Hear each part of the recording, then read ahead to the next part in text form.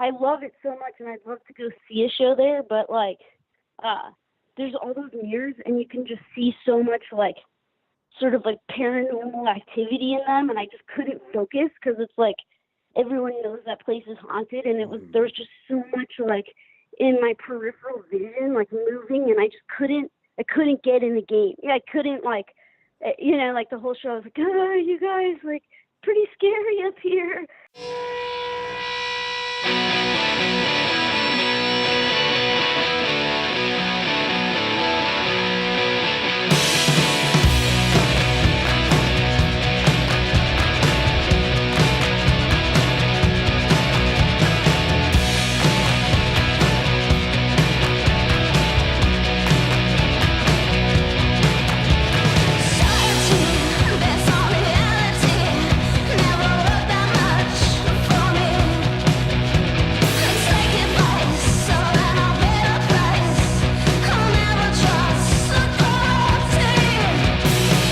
Hello, welcome to 3 Gigs, the podcast that tells the stories of 3 shows that have had a profound effect on a performer's life and career.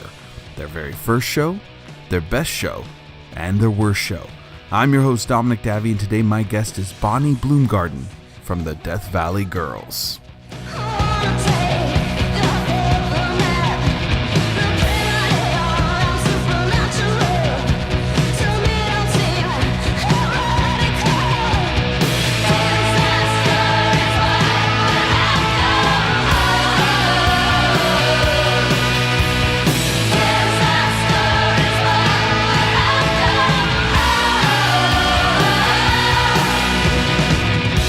Death Valley Girls is a Los Angeles-based garage rock, psych pop, proto-metal troupe formed in 2013. And vocalist, multi-instrumentalist Bonnie Bloomgarden and guitarist Larry Schimel channel Death Valley Girls' modern spin on Funhouse's sonic exorcisms and early ZZ Top's desert blasted riffage and Sabbath's occult menace. Joined by bassist Alana Amram and drummer Laura Harris, the band took a momentary break from their intense touring schedule and have just released their 3rd album, Darkness Reigns, via Suicide Squeeze Records on October 5th. Now, press releases say things like, quote, "On the surface level, Death Valley Girls churn out hypercharged, in the red, scuzzy rock every generation yearns for, but there is a more subversive force percolating beneath the surface and imbues the band with an exhilarating cosmic energy." Now, end quote. Now, that's fine and good. That is a very cool way to describe a band. But I'm just gonna say that they're an incredible rock band, and after being introduced to them by none other than Jello Biafra, I fell in love with them and everything about them. Death Valley Girls are just cool. That's the easiest way I can put it. I mean, Iggy Pop was just in one of their music videos as a nod to Andy Warhol eating a hamburger. Seriously, Google it. He's in their video. But now I can also tell you how nice they are. Chatting with Bonnie on the phone, I realized she's the type of person you can bond with like right away. I cut out a lot of us talking, so I could just focus the episode on the actual intended interview for the most part. She's a lovely and honest person, and I have to say I really hope I get to meet her in person sometime. It's always nice to meet an artist you admire and enjoy and find out how nice they actually are. That does occasionally happen. Okay, but enough of me gushing. She's cool, and I can't wait for you to hear her stories. So let's do it, starting with the first Death Valley Girls show ever. Okay, well, I'll talk about our band's first show. Okay. Our band is called Death Valley Girls, and we had one dream in our life. And we all got together, and we had one dream, and for some reason, that dream was to play the Burger Record store. We just always wanted to play there. We hadn't gotten any shows. We recorded stuff. We didn't know how to get a show. We had been trying to get a show for 6 months, and then our friends asked us to open for them at Burger. Oh my God, this is crazy. And what's that? Oh, I just lost you there for a half second. All right. Sorry. That's okay. So you were saying, like, so you always wanted to play the Burger Records store. That's awesome. Okay. Yeah. But that was our biggest dream, was to play the store and to get a cassette. So we got to go down there, and we were just so scared on the drive down, and I had never been like the like main singer in a band, and like I bought a tuxedo, but I didn't end up wearing it because I was too scared, and like we were gonna like cover night clubbing, but then I got too scared because I didn't want Iggy to cry from heaven. And like we were driving down to Fullerton, and we found out on the way down there that the Rolling Stones were playing like our local like place that's right down the street. And we were like, oh my God, what do we do? Do we play the show, or do we go see the Stones in this tiny little like at the Echoplex? And we were like, oh my God, this is the moment, this is the time, this is the decision. And we went and played, and we realized that like probably that was the only time we'll ever play at the exact same time at like as the Stones on the same like whatever it's called time zone. And so it just was like we could, you know, it was like best night ever. We played with the Stones pretty much, you know. Like, Yeah. So that was our first show, and it was fun. And then they said that we could have a cassette afterwards, and we were like, oh my God, all our dreams came true. Like, I guess we're gonna have to think of new dreams. So we did. That is so awesome. Yeah, that's what happened. You know what's really cool about that story, and this is what is really your story perfectly encapsulates that, like, the innocence and the naivete that we all have when we start out, and how pure it is, you know, and like. Yeah. Like when I started Tsunami Bomb, I just wanted to be. My dream was to be on Lookout Records. I wanted to be on Lookout Records so bad. Yeah. I mean, I never did because it ended before I got there. But like, you know, it's like it's funny what your like goals are, like what your big hope would be. You know, it's like, and I wanted to headline my home club, like which was the Phoenix Theater in Petaluma. That's what it was called. Like that's all I wanted. That was the extent of my like hope. I really wanted that. And and it's such a big dream, and it's definitely never going to happen, but that doesn't mean you can't have it, you know. And like, right. And then when it happens, you're like, wait a second, because it was cool. Like I when I moved back to like my hero from back when like put out some stuff on Burger, and I was like, well, they got to be good, you know, like. And then it was just like just made it our just mission, you know, like.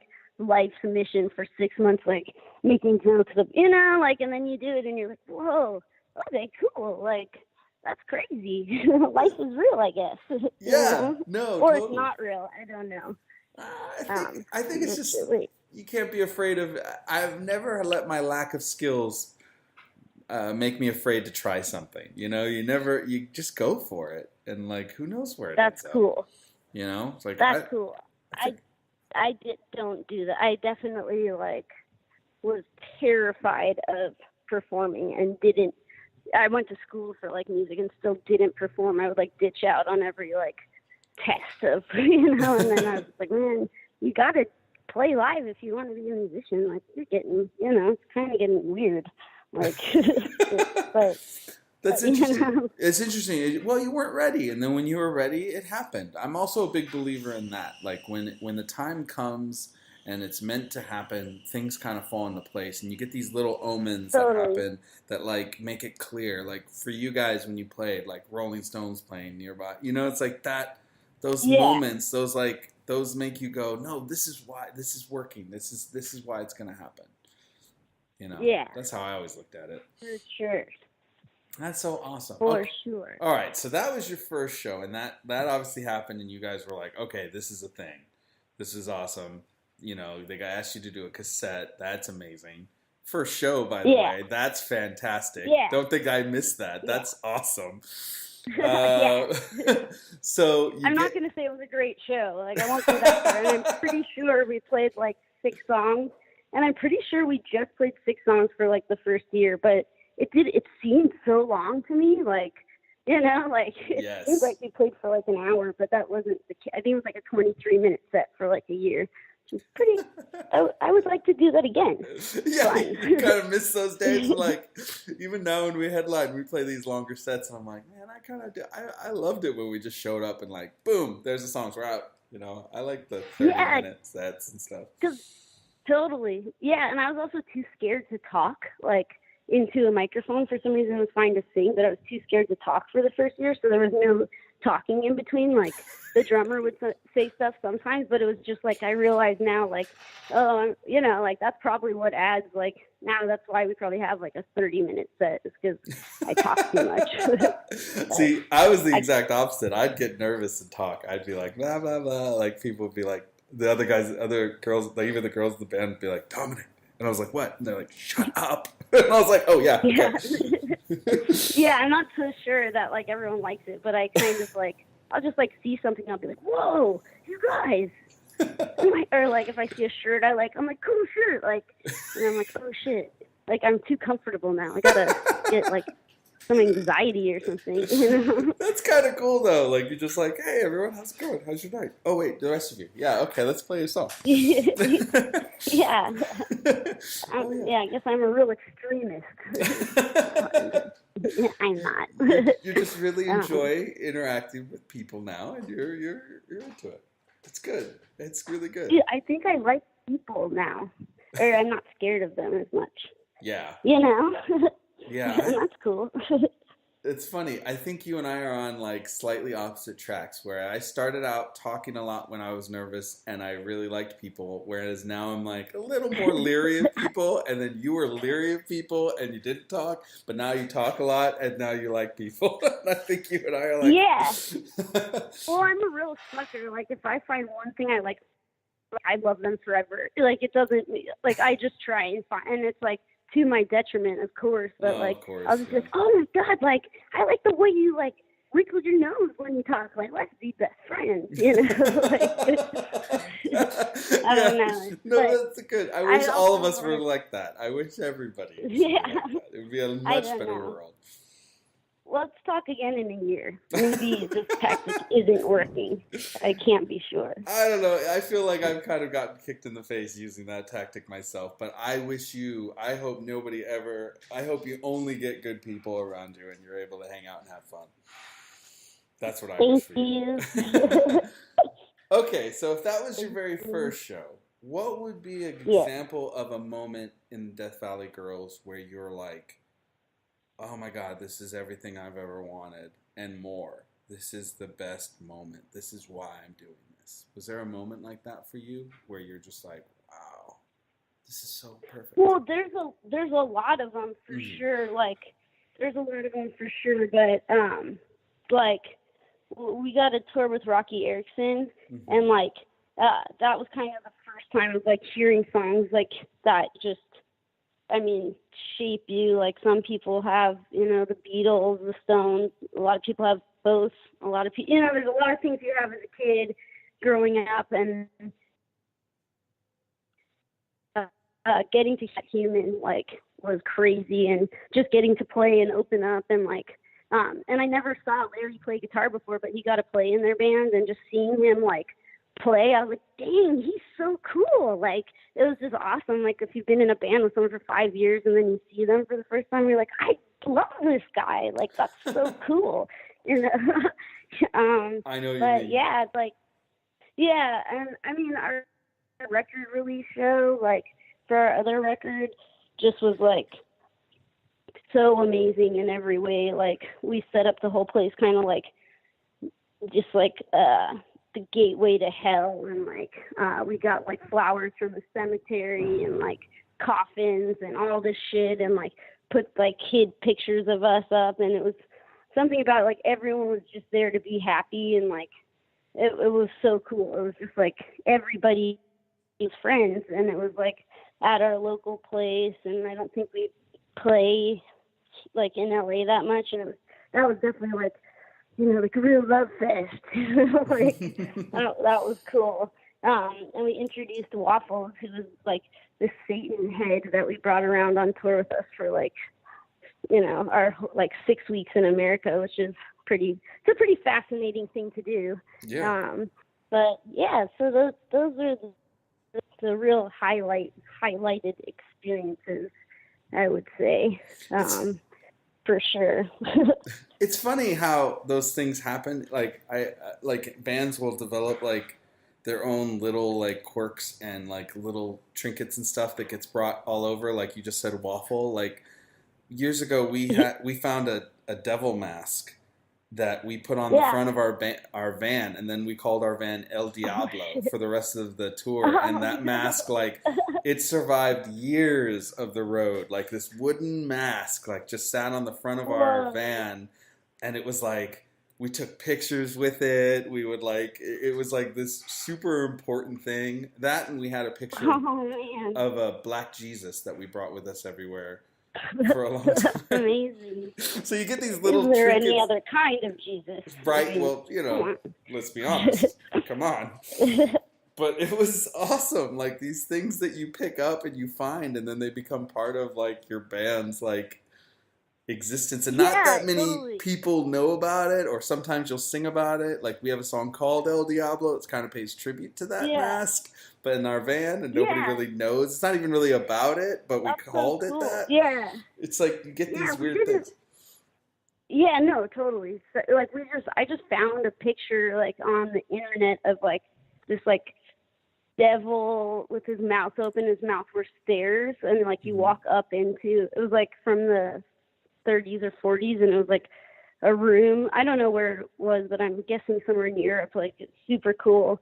And I just found that like right before the show, and I was like, we should do something like this. And then it ended up like Pickle the bass player was like, oh, I have a giant Satan head that has like these wings, and I was like, what?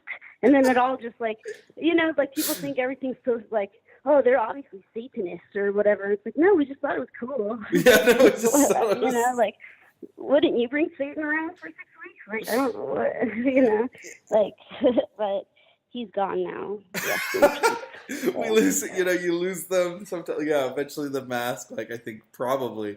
I mean, some people said, "Oh, somebody stole the mask off the front of our van," but I'm like, I think he probably deteriorated off the front of Yeah. our van. It is somewhere in Wyoming. It's like, Yeah, he's on a farm with his friends. yeah, he just went somewhere Where else. everyone goes. Yeah. It's Yeah, we had a funeral for Waffles, which was, I think, oh an important part of the process too, the grieving process. But now I don't know where he is, but I bet he's happy. I bet he's happy. it's happy wherever he is. That's so awesome. Yeah. That's so cool. Well, that's a great first show. It's always also fun to see like people you've worked with for a long time in like a new context, and you look at them, like you said, you look at them and you're like, oh wow, they're amazing. Like you just kind of get used to them. You get used to playing with people. I've noticed my bandmates when they're like in other bands or do other things, and then I'm like, oh, they're so awesome. Yeah. I geek out over It's them. cool. It's like it's like at first I think sometimes you're like, oh, no one can be in other bands, man. And then you're like, no, it's so cool. Like then you get to see them. Like you don't get to see them on stage. It's like Right. I didn't know. I didn't know what that looked like, and I didn't know how cool you sound. And playing your favorite songs in your dream band. It's like cool. Yeah, that's awesome. It's pretty cool. Yeah, Yeah. we get a lot of bands get really territorial and just like, no, there's nothing but this one, and it's like, relax. We all need to relax. I tell everybody that. Everyone just needs to relax. I tell bands like on AT and all these different bands, just like all these bands starting out, like anybody all my friends, I'm just like, my number one advice to you: relax, have fun, don't be mean to each other, and it'll last a lot longer. So just totally. Yeah, totally. And it's like sometimes like you learn who's like sometimes you think people are being mean, and then you learn what mean really is, and you're like, I'm sorry. To be so because like we're pretty uptight, like we're really chill, but we're pretty also uptight, so it's cool to be like realize like everyone should just be happy. If not everyone's happy, like then not everyone's happy, and that's sad. Yeah, you gotta let people kind of have their emotions, especially on the road. When you're on the road so long, like you never know what like has impacted someone if they're not sharing it. You don't know what phone call they got from home, or like they just tired and grumpy and.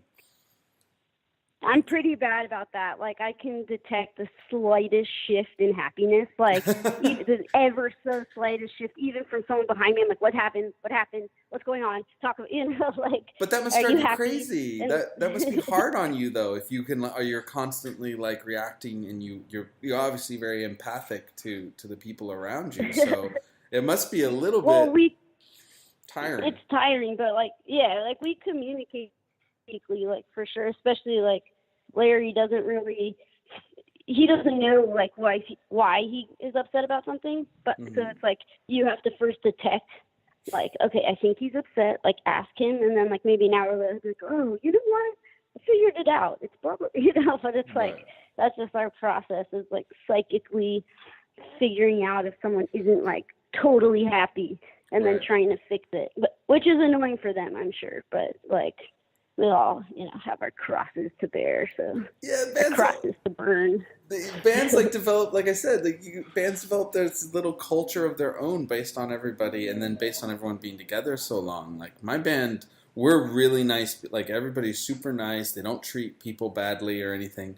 But there's like a line with my band where if you go too far, all of a sudden it'll like change in an instant, and everyone gets real quiet and they get really annoyed. You know what I mean? Like there's this moment of Yeah, like we see like the two women, and my band has two women in it, Kate and Oubliette, and they're like badass, and they're just so funny where you could just see them like suddenly like I could be across the room talking to yeah, somebody else, and I'll feel this thing, and I'm like, they're not what just happened, they're not happy anymore, and I yeah, see them like totally, their eyes narrow and their statures change, where they're like, no.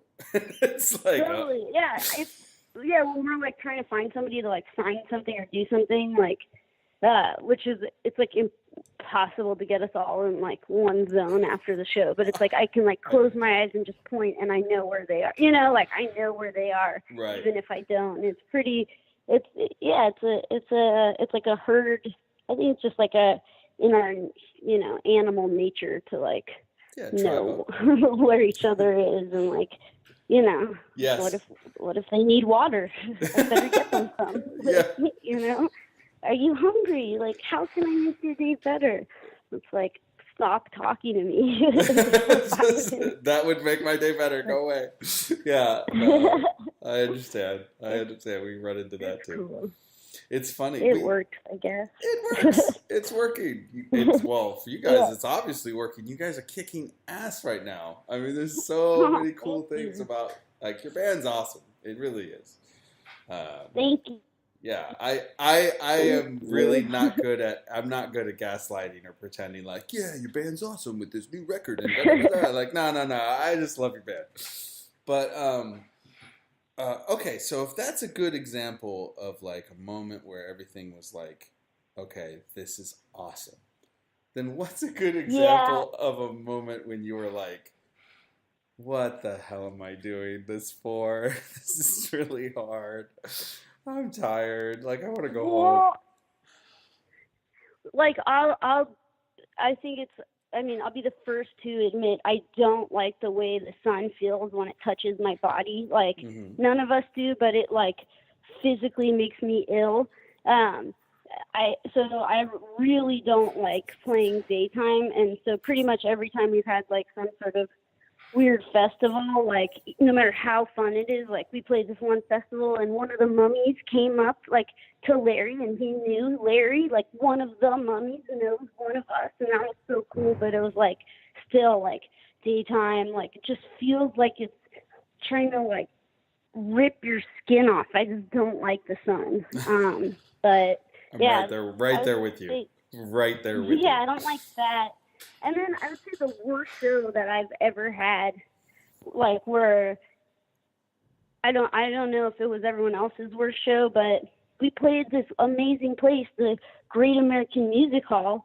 Yeah, in But San Francisco. there's yeah, there's I love it so much, and I'd love to go see a show there, but like there's all those mirrors, and you can just see so much like sort of like paranormal activity in them, and I just couldn't focus because it's like everyone knows that place is haunted, and Mhm. there was just so much like in my peripheral vision like moving, and I couldn't get in the game. Yeah, I couldn't like you know, like the whole show was like, oh, you guys, like, pretty scary up here. You know, like, just the whole show was just pretty terrifying.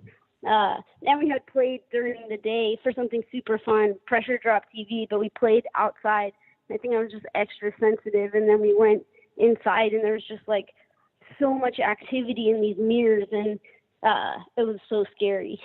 So that was my worst show. Like, it was too scary to, like, be sincere, you know, like, so I don't know if that's okay as an answer. That's a great answer. Are you kidding? You know, and that honestly makes sense that you see. I hadn't asked these questions or anything, but it's like it totally makes sense.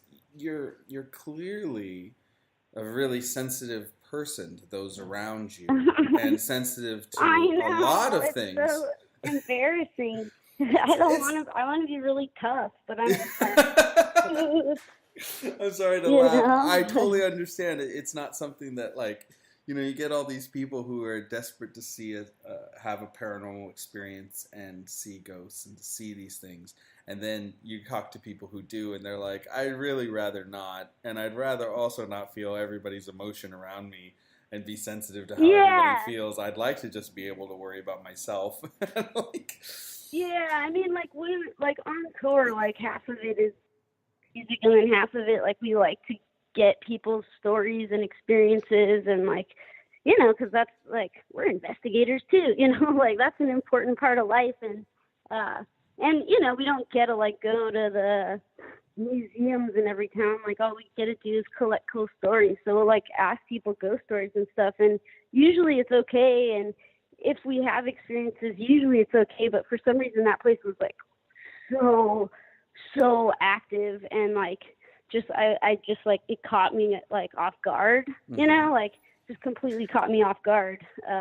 And I feel like I was, like, a big dum-dum, you know, just like, oh, did you guys see that? Like, but I would like to play there again because it's so beautiful. It is beautiful. I just think I need to, like, go in, like, with a better, I don't know, with a better mindset or whatever, more relaxed. Well, San Francisco's a really, San Francisco's a really old city, and it's a very haunted city. Yeah. And, like, the Phoenix Theater in Petaluma, which is just north of there, and that was where I was from in my home club, is extremely haunted too. And I've had a lot of ghost experiences and paranormal experiences. Whoa, cool. Yeah. In fact, one of the episodes, when it's the week of Halloween, I put up an episode. And last year I did the first one, and I told a real-life ghost story that happened to my band while on tour in Chicago. And it's cool. It's totally true. It's a place we went to stay after a show, and where you know, like, I heard stuff. Everybody heard things, and it was funny because I told the story, and I tried to make it a perfect Halloween ghost story, and I told it. But then when I sent it to my band members and stuff, even my old band members who were there but not in the band anymore, they were all like, "Oh my God, that night! Yes, I remember that night. That is exactly what happened." And that's cool. It's so awesome. So it's like, well, you should come tell your story on our paranormal radio show that we make, but we haven't ever put out. But we collect interviews and stuff, and you should tell that story. I would love to tell a story. You're doing a paranormal radio show? I would totally listen to that. Like, just based on our conversation today, I would totally listen to any show you're doing. So. Yeah, we do. Like, we interview people everywhere we go that are, like, willing, and, you know, we don't interview people against their will. I'd like to make that very clear. You capture them. You're like, talk. Yeah, like, people know that we're into, you know, like, just cool stuff, and so they'll tell us their stories. So I have like so much, and I'm not very good at attention span, so, like, I have to, like, make it edit stuff. But we have, like, so many things where it's like 4 people's accounts of, like, one thing. It's like it would be pretty cool if I had, you know, attention span. But you should do it. Maybe that'll.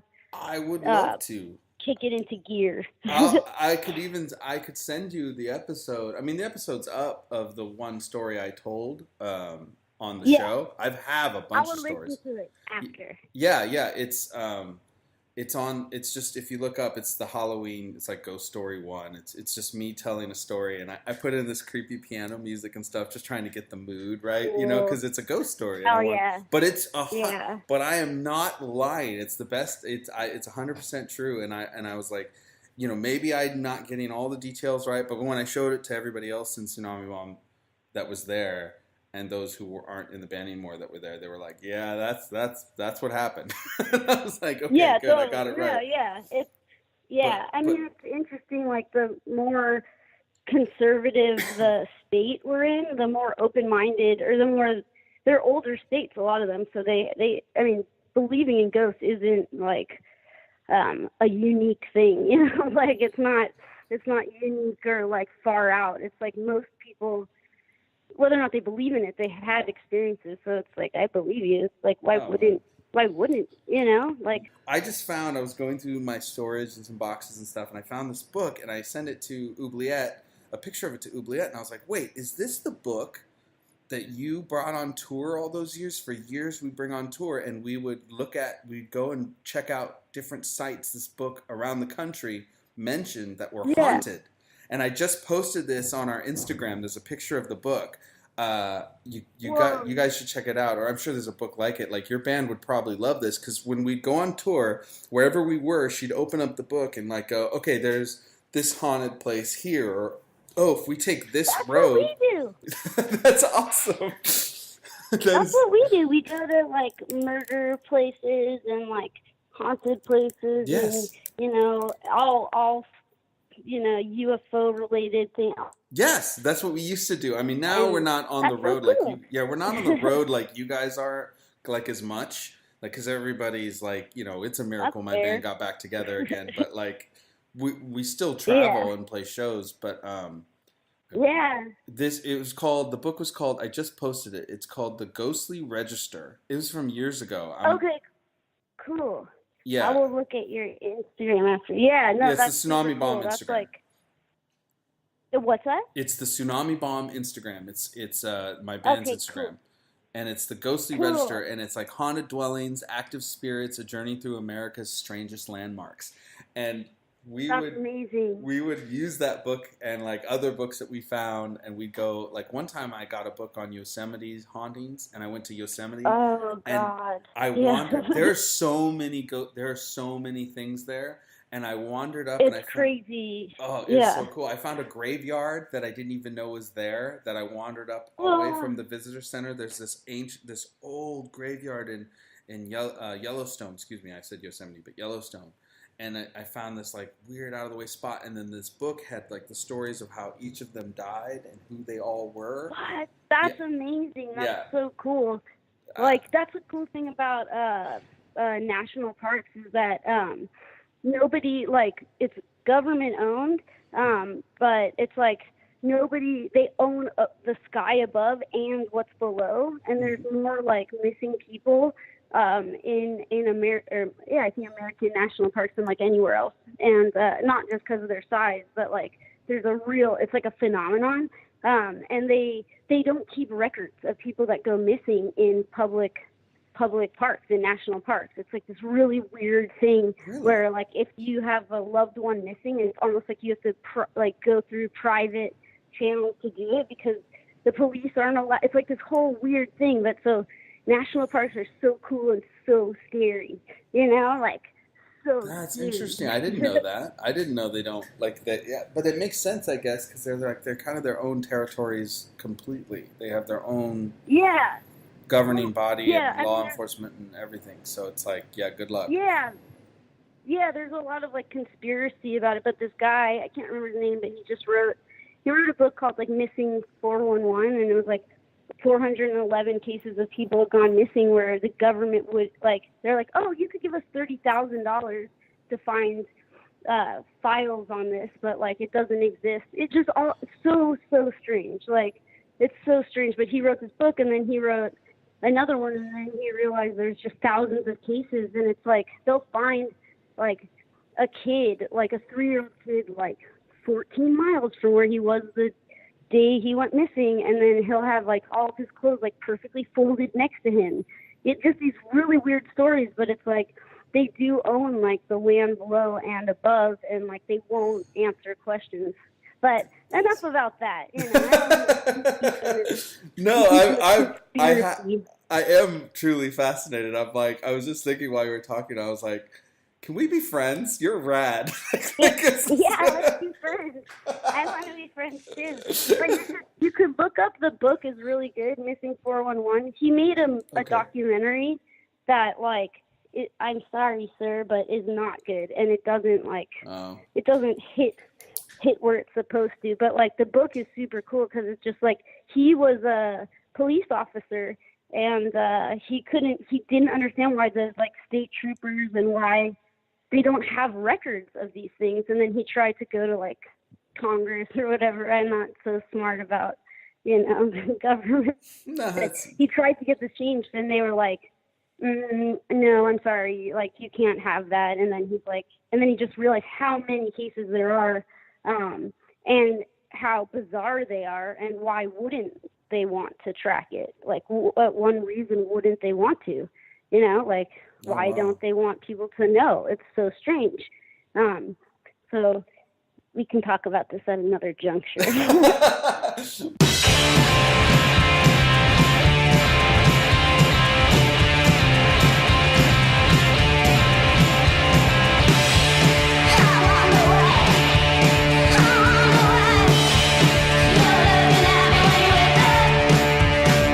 You've been listening to Bonnie Bloomgarden, vocalist for Death Valley Girls. And if you want to find out more about Death Valley Girls, find them at Facebook at facebook.com/Death Valley Girls.